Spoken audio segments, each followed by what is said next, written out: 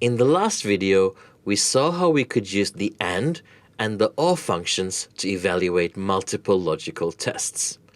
While this is very useful, the one limitation we found was that both AND and OR simply return either true or false. Sometimes that may be what we want, but you'll find more often we actually want to do one thing or do another thing depending on that result. And the way we can get the full power out of AND and OR is to combine them with an if function. So for example, I have my AND function, it evaluates the two logical tests, but then what I want to do is wrap that within an if statement. So I actually build the if function around the AND function. What this will do is that the AND function will take care of the logical tests, returning the true or the false value that the if function wants, and then if it's true, the if function will tell us to do this, and if it's false, the if function will tell us to do another thing. And that is what we're going to look at doing right now. So back to the example we were looking at earlier. If our parents are in arrears and they do not have a payment plan, we don't want to simply put out the value false. We actually want to calculate their arrears penalty.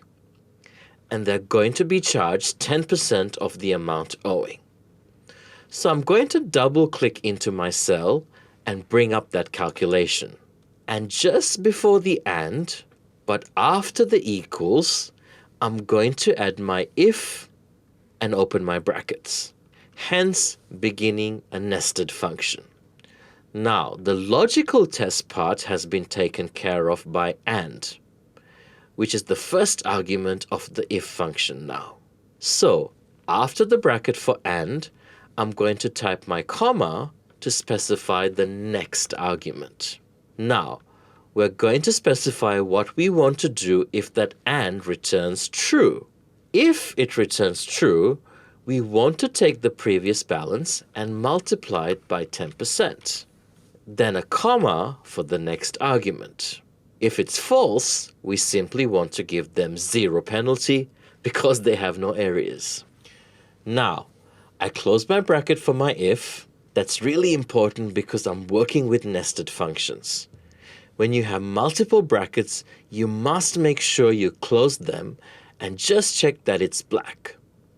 I'm going to press enter, and as expected, my first person was not in arrears, so they've got 0 penalty to pay. When I copy the formula down, you will see that our default over here has got to pay the 10% penalty. So that is how we can use our if combined with our AND to get even more power out of Excel. Let's see another example. This time we'll do it with OR. So I'm going to come to my volunteer discount here. And the volunteer discount they're eligible for is $250. So I'm going to double click into this cell again. And just between the equals and the OR, I'm going to add in my if and open my brackets. Same thing as before, my logical test is already done. So at the end, I'm going to type a comma to get ready for the next argument. If that equates to true, they're eligible. They're going to get a $250 volunteer discount. Otherwise, 0. Close your brackets, click enter, and there's the $250 discount. And if I double click to copy down, all the values are calculated down the column. So, we've now seen how by combining the if function with our AND and our OR functions, we can create far more powerful if statements that will allow us to perform conditional logic based on more than one logical test. Thus, that solves one limitation with the if function, which is how you deal with logical tests. But we still have one outstanding problem we need to look at. What about if there are more than 2 outcomes? Well, I'm going to leave you to ponder that for now, but sure thing, we'll answer it in the next video.